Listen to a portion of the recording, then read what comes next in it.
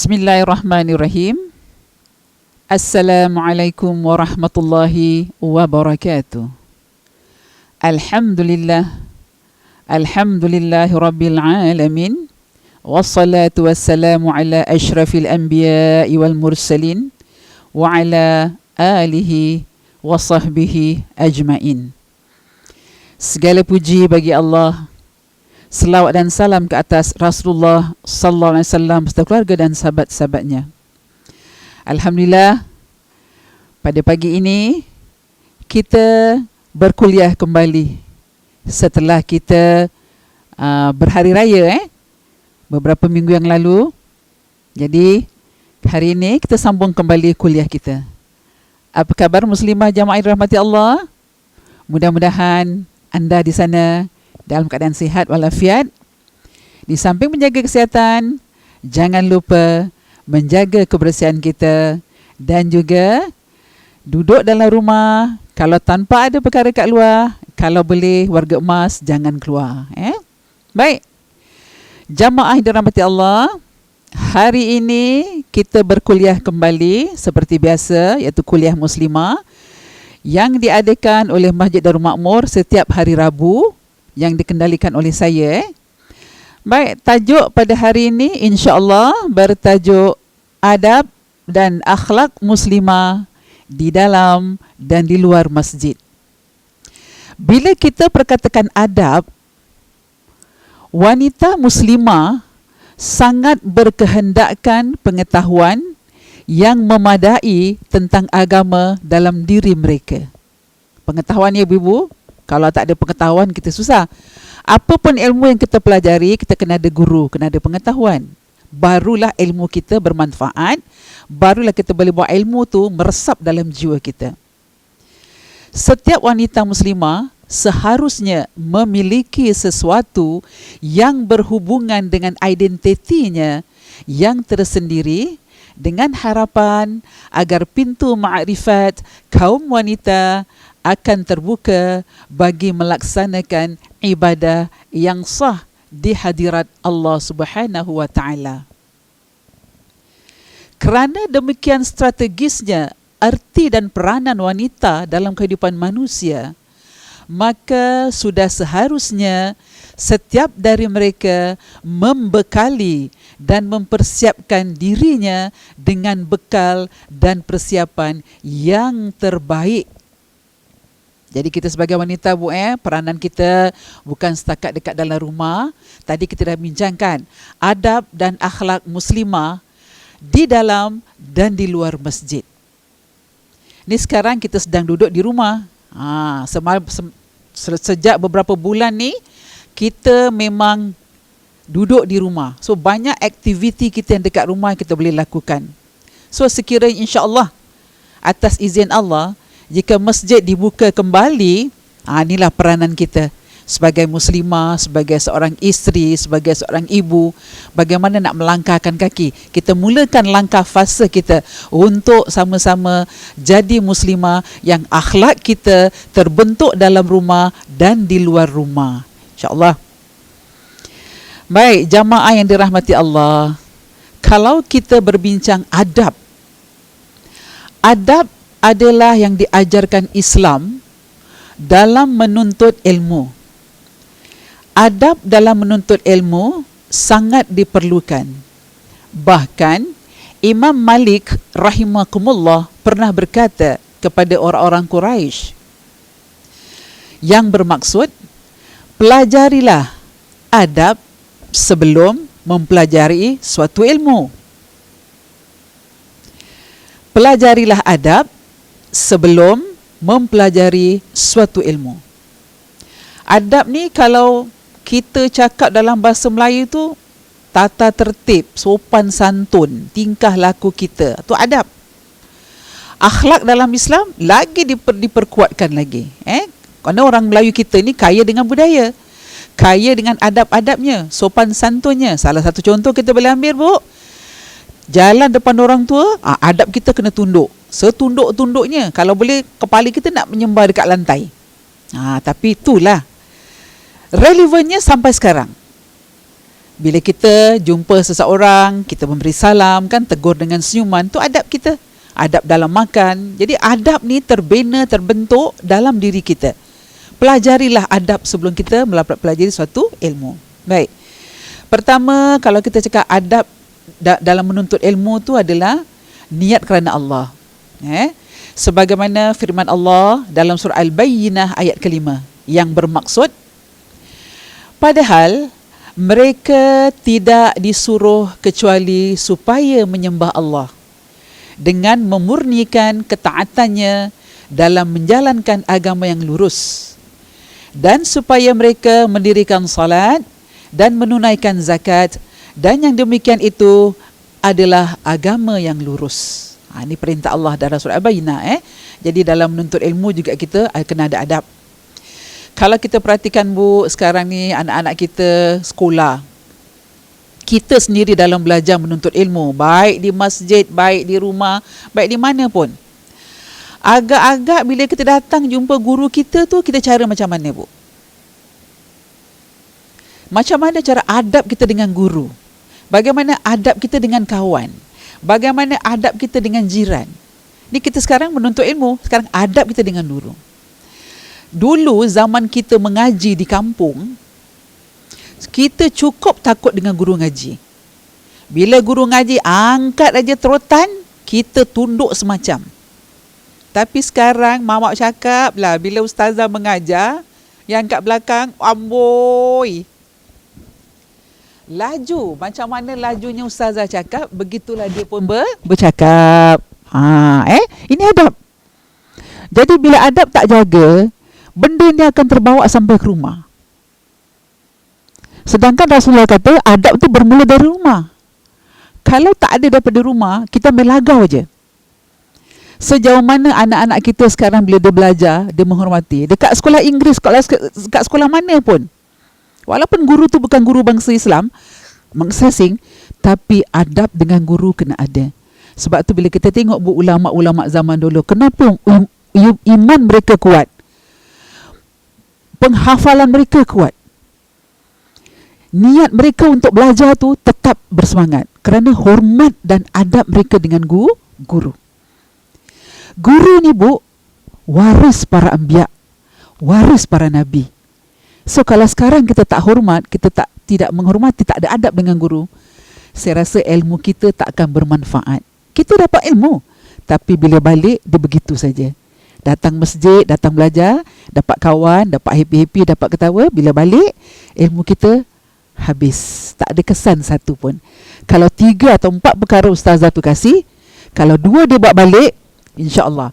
Tapi kalau 3 ustazah kasih ataupun 4 ustazah kasih, 4 asatizah kasih dia tak buat balik, itu ada something yang tak kena tu. Jadi kita bermula dengan adab kita. Sedangkan nak makan, Rasulullah pun mengajar adab makan. Bila ambil makanan, jangan tangan kita menyeberang jauh, ambil depan dulu. Itu adab. Sebelum makan Rasulullah ajar, sebelum makan adab kita kena baca Bismillahirrahmanirrahim, supaya makanan yang kita makan tu halal dalam diri kita, dan juga kita rasa nikmat Allah memberi kita makanan. Baik, itu adab dalam kita menuntut ilmu dalam Islam. Kemudian seterusnya, yang kedua, adab menuntut ilmu, selalu banyakkan berdoa. Doa ni bu, perisai orang-orang Islam. Bila perisai, dikatakan perisai, ibarat dia macam pendinding kita. Awak tengok orang-orang yang pergi berjuang, awak tengok orang-orang yang berperang, dia gunakan apa? Kalau dulu-dulu zaman berperang, dia gunakan satu macam perisai bulat sebagai benteng diri dia daripada tembusan tombak ataupun pedang ataupun segala macam. Ini dikatakan doa dalam orang Islam adalah perisai kita. Dalam menuntut ilmu, hendaklah kita selalu berdoa agar diberi kemudahan dalam menyerap ilmu dan mengamalkannya. Allah Azza wa Jalla berfirman yang bermaksud, dan katakanlah, Ya Rabb, tambahkanlah kepadaku ilmu pengetahuan, dalam surah Taha. Ya Allah, tambahkanlah kepadaku ilmu pengetahuan. Sedangkan kita nak masak lauk pun ada ilmunya. Bila kita masak lauk, dengannya sama. Mi rebus ke, mi siam ke, lauk asam rebus ke, bunyinya sama. Tapi kadang-kadang rempah ratusnya tu berbeza. Jadi kalau tak ada ilmu untuk masak, kita tak akan jadi lauk tadi. Memanglah orang dulu kata, saya masak ustazah campak-campak aja. Campak-campak jadi. Itu yang boleh campak. Yang salah campak, tak masuk dalam keluarli, masuk dekat atas lantai, dah terbuang kan. Jadi ni, pentingnya adab menuntut ilmu pada kita, Ibu. Baik, seterusnya yang ketiga, selalu bersungguh-sungguh. Saya selalu tekankan dalam menuntut ilmu, keluar rumah niat pada Allah. Wahai Allah, berikan aku ilmu yang bermanfaat pada hari ini.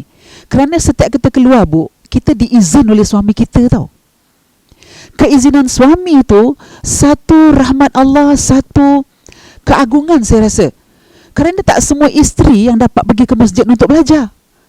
Kerana sibuk dengan tugas, yang ada bekerja, yang ada dengan anak, jaga cucu. Tapi bila kita sebagai muslimah diberi kesempatan oleh Allah untuk menuntut ilmu di masjid, kita gunakanlah dengan sebaik mungkin. Jadi yang ketiga, selalu bersungguh-sungguh niat.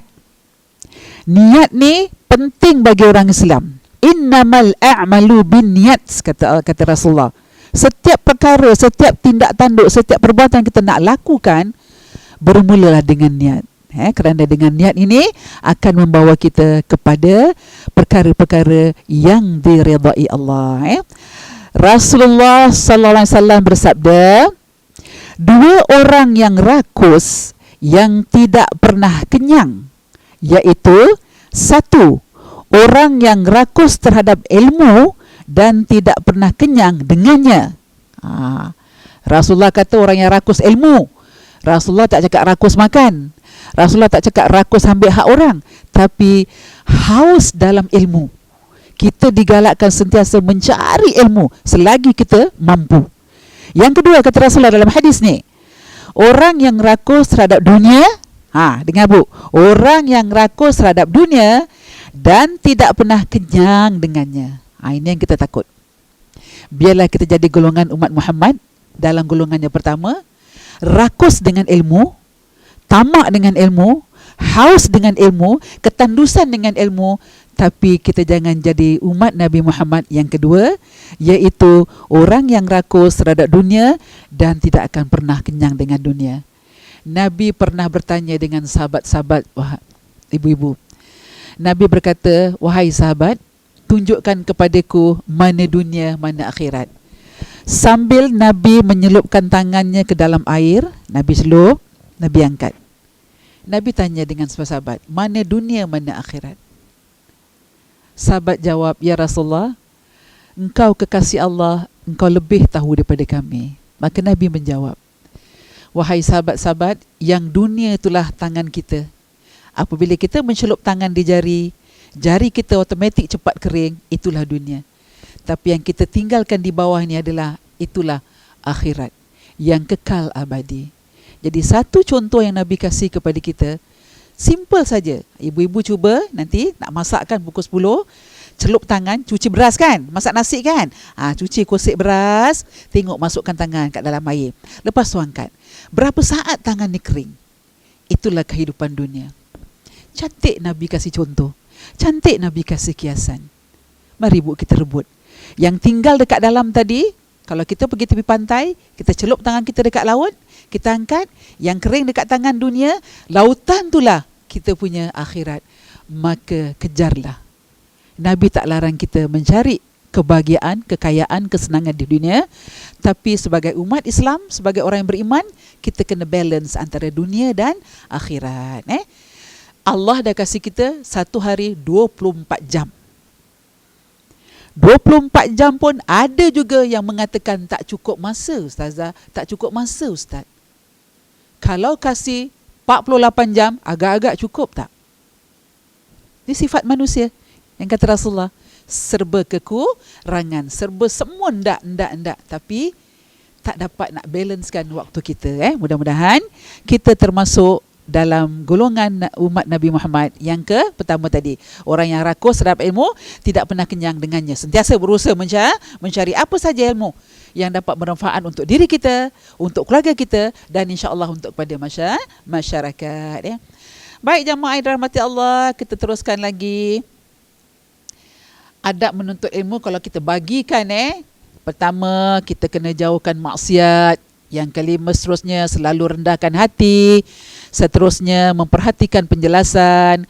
Yang ketujuh, diam semak. Diam kalau kita belajar kat masjid ke kat rumah-rumah ke, kita diam, fokus dengan ustaz, asatizah yang mengajar. Diam, perhatikan.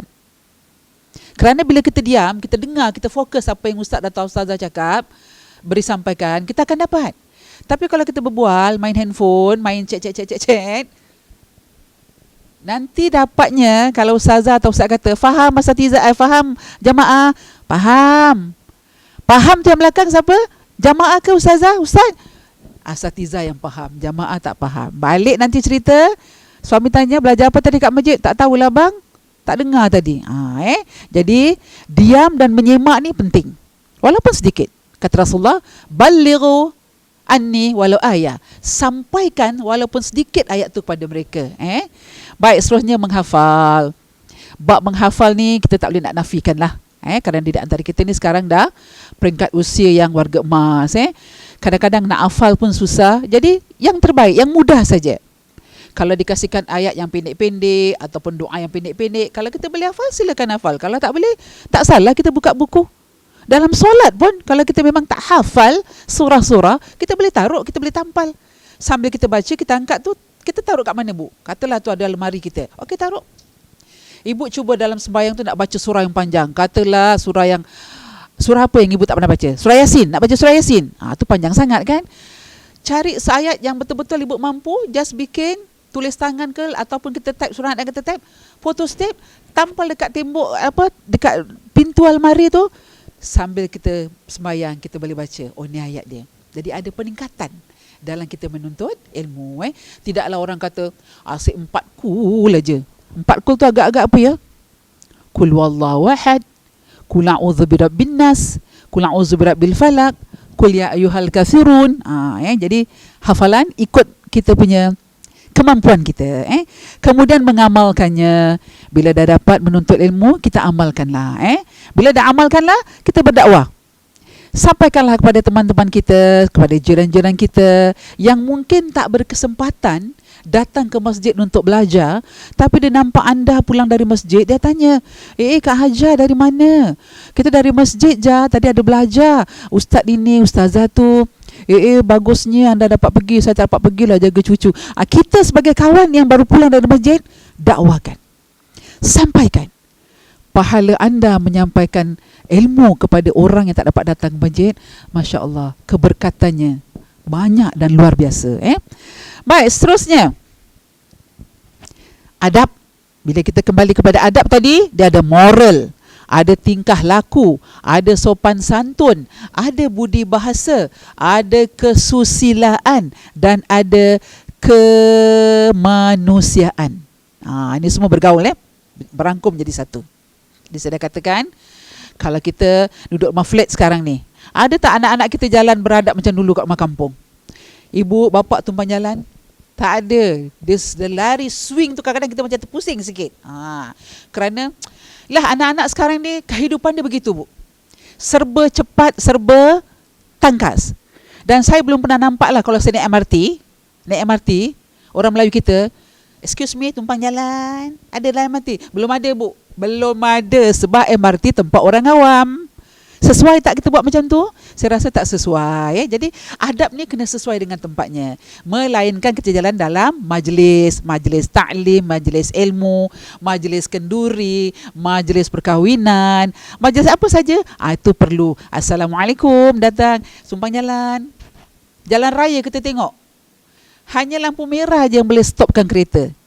Tapi bila kita nak take over, nak memotong kereta lain, kita ada turun tak daripada kereta? Maaf encik, saya nak potong kereta ni, nak ke depan boleh?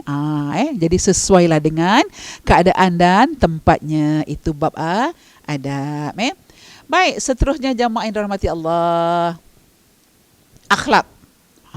Tadi kita dah cakap adab menuntut ilmu. Dengan doanya, dengan niatnya, dengan bersungguh-sungguhnya. Ada 3 perkara tadi. Tadi adalah adab, sekarang akhlak. Akhlak itu adalah watak, tabiat, perangai, budi pekerti. Akhlak adalah watak, tabiat, perangai, budi pekerti. Islam cukup menitik beratkan akhlak kita sebagai orang yang beriman.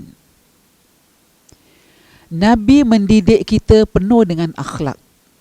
Sebab tu Allah mengutuskan Nabi ke muka bumi sebagai rahmat Allah, akhlakul karimah. Akhlak Rasulullah SAW tak dapat dipertikaikan.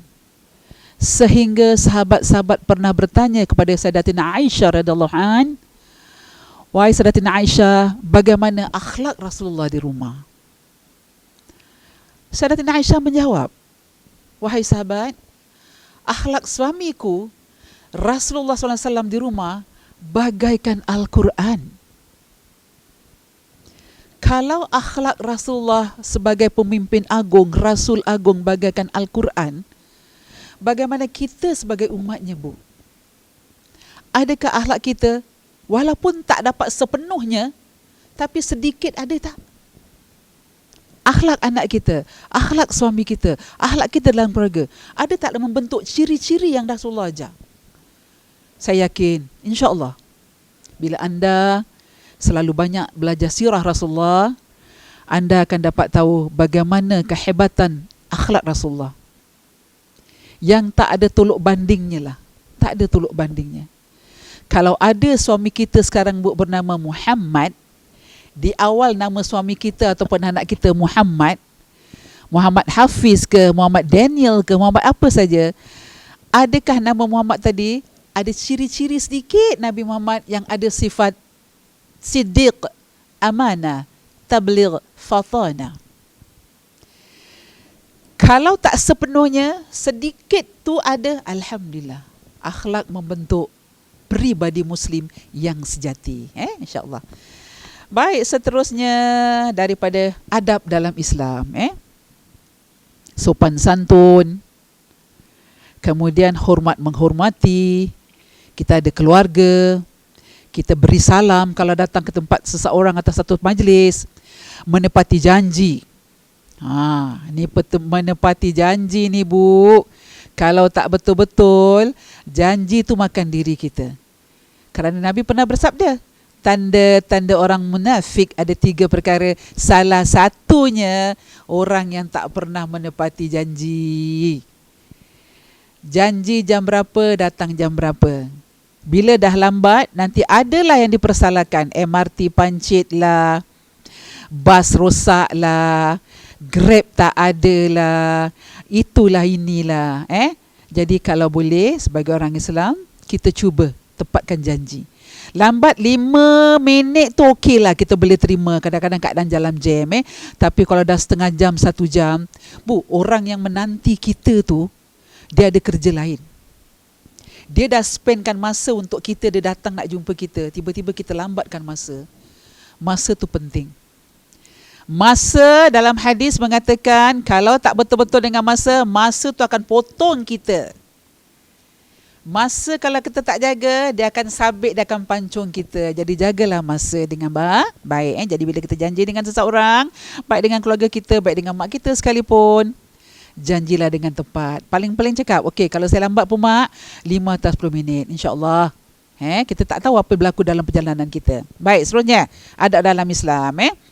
Ketika orang meninggal dunia, kita digalakkan untuk ziarah. Ini adalah fardu kifayah. Dalam kita menziarah orang meninggal, kalau boleh, janganlah kita berbual, jangan kita bercakap apa. Ini adalah adab dalam Islam. Kita kena menghormati jenazah yang ada dekat dalam rumah tadi. Nak cerita nanti dah balik rumah. Tapi Nabi tak galakkan mencerita apabila seorang tu jadi jenazah. Dah habis, dah tutup aib dia. Jangan kita buka lagi aibnya. Tapi kalau untuk mengenang kebaikan dia, jasa dia, apa dia pernah disumbangkan kepada masyarakat atau kepada kita, dipersilakan. Tapi kalau untuk cerita yang jelek-jelek, jangan kita buka aib kita. Rasulullah dah pesan, kalau kita tak nak aib kita diaibkan oleh orang, janganlah kita mengaibkan orang. Jadi ni kadang-kadang mak-mak cakap, ibu, kebanyakan saya tengok kalau pergi ziarah orang meninggal ni, kadang-kadang saya sedih lah. Sedih. Pertama, ni saya kena cakap, kita kena kongsi. Pertama, kita datang, kita cerita, kita kenal dengan jamaah tu, kita kenal dengan jiran ni. Kadang-kadang cakap mak-mak cakap, semalam baru jumpa, hari ni meninggal. Ini takdir Allah. 4 perkara kata Allah, hidup, mati, rezeki dan juga jodoh pertemuan kita, ini semua Allah menentukan. Kita tak perlu lagi semalam baru jumpa kat kedai kopi, hari ini meninggal. Tak payah, bu. Ini dah kira macam kita mengaibkan orang. Tapi bila kita dengar orang meninggal, kita kenal ke tak kenal jiran kita, kita katakanlah, ucapkanlah, inna lillahi wa inna ilaihi raji'un. Daripada Allah dia datang, kepada Allah dia kembali. Sejauh mana, bu, bila kita nampak ben jenazah jalan dekat jalan raya, kita berhenti mengucapkan. Kita tak tahu lelaki perempuan dalam ben jenazah, tapi kita digalakkan, Allahumma ghfir lahum warhamhum wa'afihim wa'fu anhum. Berapa ramai yang nampak ben jenazah jalan, kita stop, berhenti, berikan doa, bacakan doa. Saya rasa kurang lah, bu. Kurang. Ini adab. Yang kedua, sekarang saya perhatikan mamak cakap, mahap cakap, masih lagi ada dengan adab-adab lama. Makan-makan, minum-minum air, jenazah masih di rumah, belum diuruskan, belum dimandikan. Keluar daripada lift, kat tepi lift tu, kat koridor, satu meja dengan air 3 in 1, dengan sarapan paginya. Kat mana keinsafan kita, bu? Kat mana kita yang kata Rasulullah, ingat mati agar iman kamu meningkat? Di mana kita letakkan peranan kita sebagai muslimah tadi tu, sebagai orang muslim, apabila kita melihat ziarah orang meninggal? Belum kita tengok lagi dekat bawah blok. Apabila kalau ramai, katakanlah jenazah tadi orang yang betul-betul orang yang baik, orang yang dapat kenang jasanya, yang hadir melawat jenazahnya ramai. Kemudian dekat bawah blok, bila Pak Imam mengatakan, siapa-siapa yang nak dirikan solat jenazah silakan ambil wuduk. Kadang-kadang saya perhatikan, bu, hanya berapa orang, segelintir saja. Yang lain duduk dekat balik-balik tembok memperhatikan. Alangkah indahnya kalau jenazah ni tadi, kita kenal ke kita tak kenal, di akhir penghujung hayatnya, sebelum dia berjumpa dengan Allah di tiang lahat, kita sama-sama solatkannya. Sehingga Rasulullah berkata, jika kamu tak boleh melawat orang tu sedang sakit, datanglah ketika dia sedang meninggal. Ketika dia meninggal, kita tak sempat hadir, datanglah ketika dia sedang dimandikan. Kalau tak sempat datang ketika dia sedang dimandikan, datanglah ketika dia sedang dikafankan. Kalau dikafankan juga kita tak sempat, bu, maka kata Rasulullah, datanglah ketika ia sedang disolatkan. Dan terakhir ni, kalau solatkan juga tak boleh, bu, terakhir kata Rasulullah, iringilah dia, jenazahnya. Kalau boleh ke pusara, kita ke pusara. Kalau tak boleh, just kita iringkan dekat bawah blok. Jadi ini saya menghimbau pada jamaah muslimah yang rahmati Allah, kalau boleh, bila kita ziarah orang meninggal, adab kita, bu, daripada rumah, hiaskanlah dengan wuduk. Hiaskan diri kita dengan berwuduk. Sampai kat sana, kita masuk, kita jumpa, kalau yang meninggal tu suaminya, kita jumpa pada balunya, isterinya, cakap, saya ucapkan takziah. Mudah-mudahan Allah merahmati awak dan awak rida, ikhlas melepaskan suami. Kadang-kadang kita dah kahwin 30 tahun, 40 tahun, tak pernah berpisah. Kematian yang memisahkan kita. Jadi kita beri kata perangsang, kata motivasi, kita peluk dia. Bukan kita cerita, semalam baru jumpa Kak Jah, sihat benar Abang Haji tu, hari ni dengar meninggal. Itu macam satu perkataan yang, apakah kita tak akan meninggal? Apakah kita tak akan meninggal? Kita akan meninggal. Hanya waktu dan masa yang menentukan kita. Jadi yang seterusnya, bila kita dah siap wuduk, kalau memang ada kesempatan untuk solat kat bawah blok ataupun di atas rumah, silakanlah, bu. pahala orang yang solatkan jenazah sebesar gunung Uhud. Ibu nampak gunung Uhud? Di mana gunung Uhud tu? Di Madinah ke di Mekah? Kalau ibu nampak sebesar gunung Uhud, itulah pahala orang yang salatkan jenazah sebesar pahala tu gunung Uhud. Kalau ada di Singapura gunung Uhud, Bu, ibu tengok baik-baik. Tak ada gunung kat Singapura. Yang ada Bukit Timah, Bukit Batok.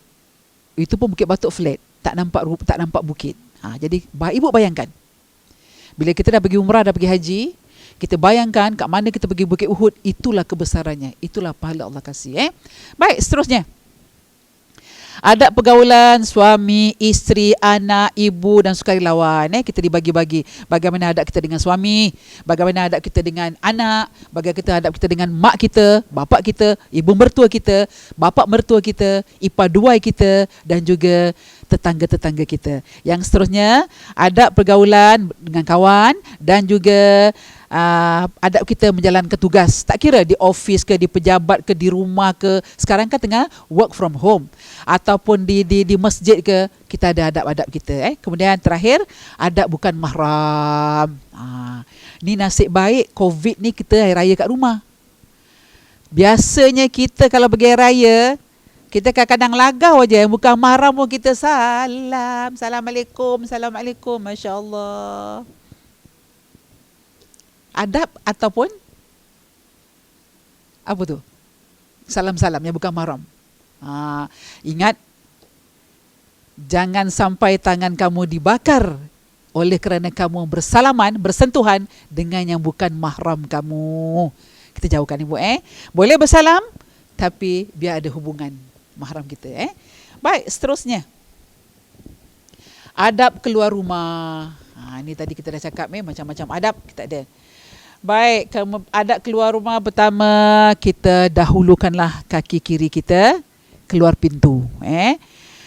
Kita diajarkan membaca Bismillahi tawakkaltu 'alallahi la haula wala quwwata illa billahil aliyil azim. Islam mengajar umatnya banyak peraturan-peraturan yang sampai sekarang masih relevan.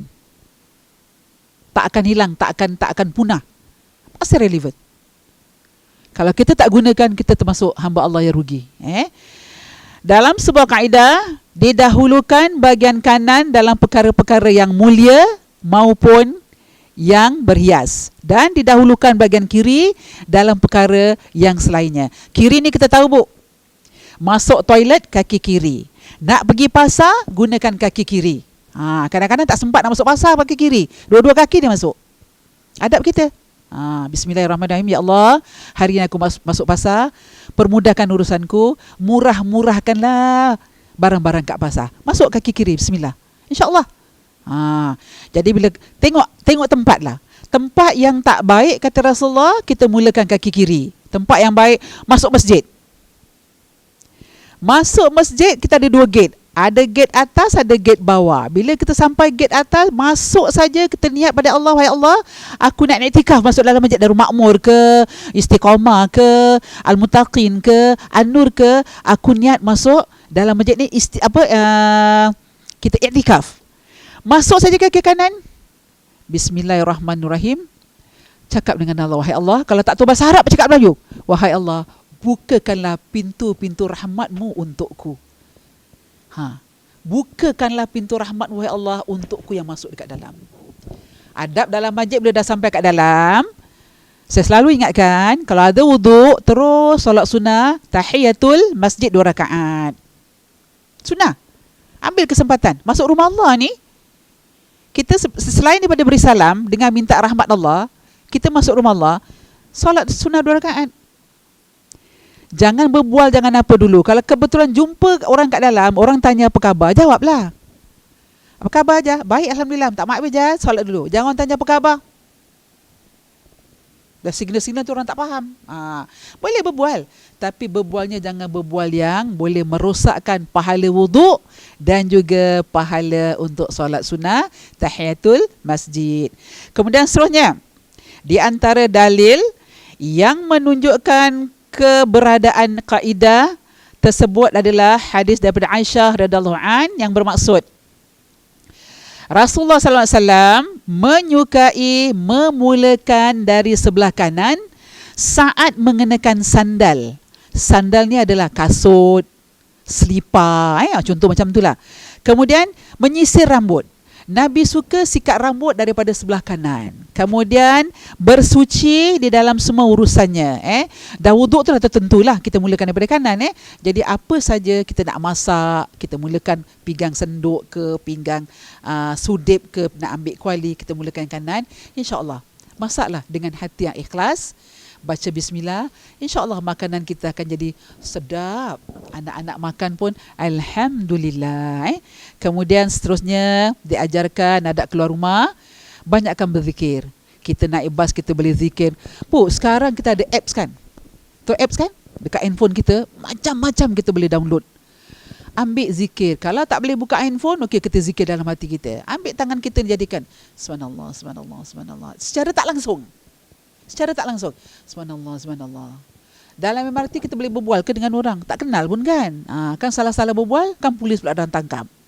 Orang kata kita tak betul. Jadi diam, zikir, subhanallah. Digalakkan Di rumah pun gitu. Nak masak pun zikir, Bu. Kerana dengan masak berzikir, insya-Allah berkesan lauk kita. Kemudian yang ketiga, pastikan aurat tertutup dengan baik dan benar. Ini bila kita keluar rumah. Kita adalah muslimah, Ibu. Tak kiralah kita muslimah ke apa ke, yang penting kita beragama Islam, berakidah, berakhlak, beradab. Bila ada perkara ni, kita automatik kita tahu tempat-tempat yang sesuai kita nak sesuaikan dengan pakaian kita. Takkanlah kita nak pergi masjid pakaian tak senonoh kan? Kita pakai. Jadi tata rias kita pun biarlah tata rias yang tidak menyolok mata. Bila kita pakai bau-bauan, wangi-wangian yang tidak boleh mendatangkan fitnah bila orang mencium. Amboi, wanginya minyak apa ni? Chanel.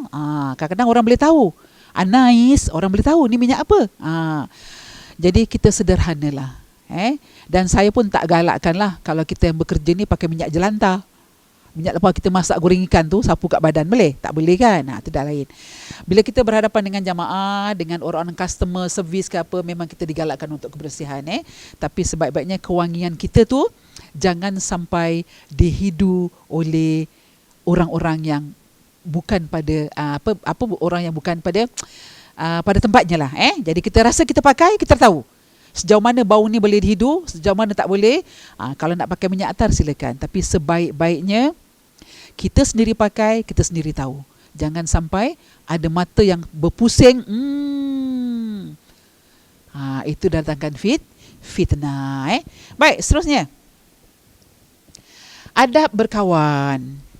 Siapa yang tak ada kawan kat sini? Angkat tangan. Ustazah, saya suka duduk sorang-sorang. Ustazah, saya tak suka berkawan. Leceh lah berkawan. Nanti ada gosip, ada itu, ada ini. Rasulullah kata, manusia tidak boleh hidup bersendirian. Manusia kena hidup berkawan. Dengan berkawan, kita dapat meraih pengalaman. Dengan berkawan, kita dapat meraih ilmu pengetahuan. Dengan berkawan, kita dapat tahu kawan kita tu keadaan karakter dia, akhlak dia bagaimana. Imam Ghazali berkata, nak kenal kawan yang baik dengan tak baik, okey ke tak okey, kata Imam Ghazali, musafirlah dengan dia 3 hari 3 malam. Musafir. Awak ajak dia pergi Melaka ke, ajak dia pergi mana-manalah tempat kita rekreasi, tempat kita macam jalan-jalan holiday. Tengok kawan kita. Di situlah kita akan nampak siapa kawan kita yang sebenarnya. Yang tadi kita kenal, dia begini orangnya, tapi bila duduk sebilik dekat dalam bilik hotel ke, bilik apa ke, kita dah nampak dia, oh gini watak dia. Imam Ghazali berkata, kalau nak kenal kawan, bermusafirlah dengan dia 3 hari. Itu watak-watak dia akan keluar. Seperti kita lah, Bu, macam kita. Kita dah berumah tangga kan. Ini contoh. Kita dah berumah tangga. Sebelum kita berumah tangga, kita ada matai-matai juga kan dengan suami kita kan. 2 tahun, 3 tahun kita kenal dia. Waktu kita berkawan dengan dia dalam tunang tu, Bu, kadang-kadang nak sedawa pun malu, Bu. Bu, ada sedawa ni tengah makan? Sedawa berakhlak. Tunang tanya, kenapa? Taklah, sedawa. Yang tunang kita yang lelaki pun gitu. Bila dia rasa kenyang macam mana, orang lelaki kalau kenyang kan dah betul-betul sedap makanan tu, dia pun sama. Saling tak dengar. Tapi bila dah sebulan berumah tangga, Bu, keluar ciri-ciri kelelakian dia keluar. Ciri-ciri keperempuanan, kewanitaan kita pun keluar. Tu jam nak sedawa, ke tak ke, kita lah berdua yang tahu. Kan ni adab. Adab. Kita tak boleh tahan-tahan, betul tak? Waktu makan pun gitu. Waktu kita sedang bermatahir, makan punya tertib, Bu, cantik suap kat mulut. Sebiji pun tak jatuh. Bila dah berumah tangga, kadang-kadang tak sempat nak sikat rambut pun. Betul tak? Ini adab. Inilah kata Rasulullah bila kita berkawan. Nabi pernah bersabda, kawan, kamu akan ikut siapa kawan kamu. Nampak? Kamu akan mengikuti siapa kawan kamu. Satu lagi hadis Nabi berkata, kalau kita berkawan dengan tukang pembuat minyak wangi, kita akan nampak bau wangi daripada tubuh badan kita, betul? Tetapi kata Rasulullah, kalau kita berkawan dengan orang tukang besi, kita akan dapat serpihan-serpihan besi tu kat badan kita. Mungkin kotor dia ke, habuk-habuk dia ke. Tu pilihan. Hidup ini pilihan. Buat baik, kata Allah, janji ada pahalanya. Buat jahat, Allah tunggu dulu. Ada taubat, ada minta ampun, ada rasa insaf, ada rasa salah, kemudian bertaubat pada Allah, Allah tunggu. Allah tak terus judge kita dengan kesalahan. Tengok kemuliaan Allah. Innallaha ghafur. Allah tu pengampun, Bu. Kasih malaikat tunggu dulu, dia minta maaf, istighfar. Tapi kalau buat baik, automatik kata Allah, malaikat catat kebaikan dia. Sebesar apa catat. Tapi ketika kita melakukan kesilapan, selagi belum kita istighfar minta maaf, Allah tangguhkan dulu. Jangan catat. Tengok. Begitu mulia Allah dengan kita. Tapi kadang-kadang keihsanan kita dengan Allah kurang. Mari kita perbaiki, Bu. Baik. Seterusnya, adab berkawan tadi. Kemudian, utamakan teman dalam hal harta. Membantu dengan jiwa saat dia membutuhkan keperluan kita ataupun pertolongan kita. Menyimpan rahsia, jangan cerita-ceritakan. Kadang-kadang dia dah cerita-cerita, awak jangan cakap siapa-siapa tau. Tapi dah 2-3 orang dia cakap. Ni pun tak boleh. Awak janji dengan kita, jangan cerita siapa-siapa tau. Kawan ni pun yelah. Kejap belum 1 minit dah sampai pada yang lain. Kadang-kadang, Bu, cerita kita ni dekat A. Tapi yang dekat Z dah dapat. Katalah Z tu dekat Tampines. Berapa pergi jauh tu, Bu? Daripada Yishun pergi Tampines. Dekat Yishun tak tahu apa-apa, tapi dekat Tampines dah tahu. Begitu hebat dia punya multimedia dia tu, perjalanan dia. Ni dah, jadi jaga. Kalau dikatakan jangan beritahu, kita kena akurlah dengan kawan kita. Kalau benda tu berat, kita minta maaf dengan dia, okey, minta maaf. Saya tak boleh nak terima. Tapi kalau ringan, insya-Allah lah. Buat ni yang mana? Okey, seterusnya. Beri pujian kepada kawan kita, dalam satu office ke, dalam tempat kerja ke, dalam apa saja kita. Kadang kita dalam itu kita ada grup kan. Ada chat grup kan. Ni grup apa? Katalah sekolah-sekolah lama dulu. Kawan-kawan sekolah lama ada 30-40 orang masuk. Kadang-kadang dalam 30-40 tu ada satu yang agak macam over sikit lah. Nanti dia pergi cerita, dia pergi cakap gini-gini ni. Kita sebagai kawan dalam grup tu, jangan terus tambahkan. Baca, kaji, tengok. Kalau boleh kita tegur secara baik, personal. Jangan tegur dekat dalam grup tu. Nanti yang lain tak buat pun terbabit kan. Kita call dia, kita ataupun WhatsApp dia personally. Okey, tadi awak cakap macam ni, macam kita tak setuju. Sebagai kawan, saya kena jaga hati kawan. Awak boleh ubah. Boleh macam tu, Bu. Menegur dengan hikmah, dengan kebaikan. Kemudian puji. Kalau dia masak sedap ke tak sedap, puji dengan dia. Kalau dia datang kat masjid, katalah kawan kita ni tak sihat. Kita tahu dia ada penyakit. Contoh dia ada semput ke, dia ada kencing manis ke, dia ada darah tinggi ke. Kalau dia datang lambat, dia janji dengan kita nak tunggu pukul 9 atau 9.30, dia sampai 10 suku. Bila dia sampai tu, awak jangan cakap dengan dia, kau tengok, si kencing manis dah datang. Jangan kasih gelaran dengan dia. Hormati kawan kita. Kerana Nabi kata kita tak boleh duduk sendiri. Kita kena berkawan. Dengan berkawan tadi banyak pengalaman kita dah dapat. Hormati dia. Kalau dia kasih makanan, terima kasih. Kalau dia pergi luar negeri, dia balik luar negeri, dia belikan kita apa, souvenir, tanda mata apa. Walaupun benda tu kita anggap macam, kita boleh beli apa. Kadang-kadang kita ni satu hal. Bila kawan kasih yang tak kena dengan cita rasa kita, depan-depan kita cakap, ni kat Johor banyak lah, lagi RM30. Direct kita cakap. Hati orang yang memberi tu tinggi tau. Dengan harapan dia beli tu, kawan aku suka ni. Bila masa dia kasih dengan kita, kita cakap macam tu, Allahu Akbar. Kesian dia bu, dah bawa jauh-jauh. Jadi kita hargai teman. Baik, seterusnya. Tidak menyampaikan cemohan orang kepada kawan. Nanti jangan sampaikan. Ni maksudnya, kalau ada kawan mengatakan dia, awak berkawan dengan dia, contoh. Kenapa? Dia tak bagus tau awak, gini. Jangan sampaikan. Awak tahu ke, tak tahu ke, dia bagus ke tak bagus, just diam. Jaga hati kawan. Baik, seterusnya.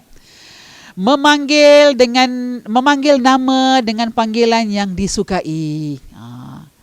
Kalau zaman dulu, banyak nama-nama gelaran. Ismail aja macam Ismail. Ahmad aja macam Cik Ahmad. Kadang-kadang kita masuk satu kampung tu bu, pergi kat kampung, kita tanya, saya nak pergi rumah Cik Ahmad. Orang tanya, Ahmad apa?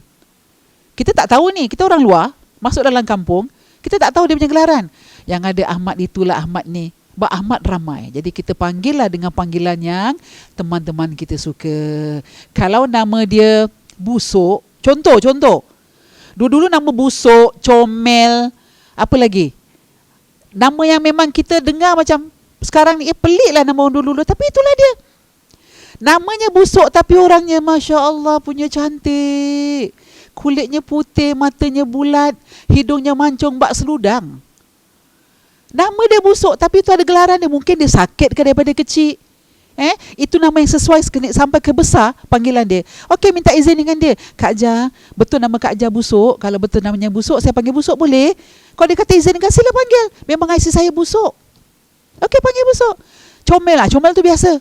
Kadang-kadang hitam, betul tak? Hitam. Mak hitam. Orangnya putih. Ada sebab kenapa dipanggil macam tu. Minta izin dulu. Nak panggil kawan dengan gelaran, kita dengar daripada orang. Tak dengar daripada mulut yang individu. Jadi kalau kita dengar, minta izin, Kak Ja, saya dengar orang panggil Kak Ja hitam. Betul ke mak hitam? Dia akan cerita, dulu saya begini. Tapi kalau awak nak panggil saya hitam, lebih selesa panggil saya mak hitam, silakan. Dia dah izinkan, silakan. Tapi jangan panggil gelaran-gelaran yang, saya sudah cakap, kau tengok si semput datang, kau tengok si gemuk datang. Jangan. Andai kata diri kita, dikata orang, kita akan rasa, sedikit kita akan rasa sakitnya. Bagaimana kalau kita mengata orang, dengan anak pun gitu. Nak panggil anak, awak tengok bu, Allah memanggil orang Islam dalam Al-Quran ni bermula dengan Ya ayyuhallazina amanu. Ya, perkataan ya kat permulaan. Ya tu apa? Wahai orang-orang beriman. Allah tak gunakan hey, Allah tak guna oi, Allah tak guna Allah tak gunakan. Buka Al-Quran. Setiap kali Allah nak memanggil Nabi, nak kasih satu umat, Allah akan cakap ya permulaan je. Kenapa kita tak boleh gunakan ya dengan anak kita? Wahai suamiku, wahai anak-anakku, gunakan. Jangan kita panggil suami kita pun kita lagau. Kau tengok bapak engkau tu?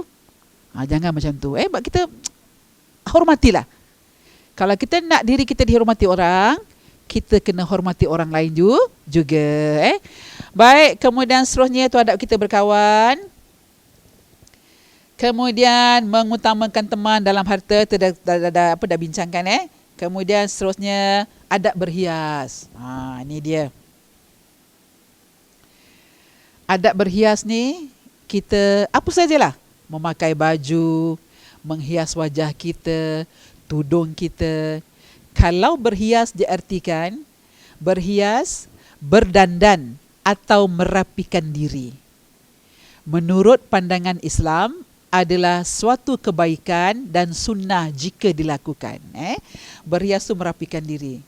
Kita tahulah macam mana kita nak pergi jemputan kahwin, nak pergi tempat kenduri, nak pergi tempat masjid, nak pergi macam undangan function apa dekat office ke apa kan. Kadang-kadang ada macam annual dinner. Sesuaikan pakaian kita. Dan Islam menggalakkan kita dalam kebersihan. An-nadhafatu minal iman. Kebersihan tu sebahagian, separuh daripada iman. Jadi bila kita berhias, janganlah sampai kita tak kenal diri kita. Dia tengok cermin, aku ke ni? Sampai begitu sekali. Jadi jangan sampai menyolok yang boleh menarik pandangan-pandangan orang luar yang melihat kita. Wow. Bu, bila ada perkataan wow, dah timbul fitnah. Takut nanti daripada mata melihat, datang ke hati. Bila hati dah bercakap, amboi cantiknya, siapa gerangan ni? Dalam hati tak, Bu? Hati tak boleh compromise.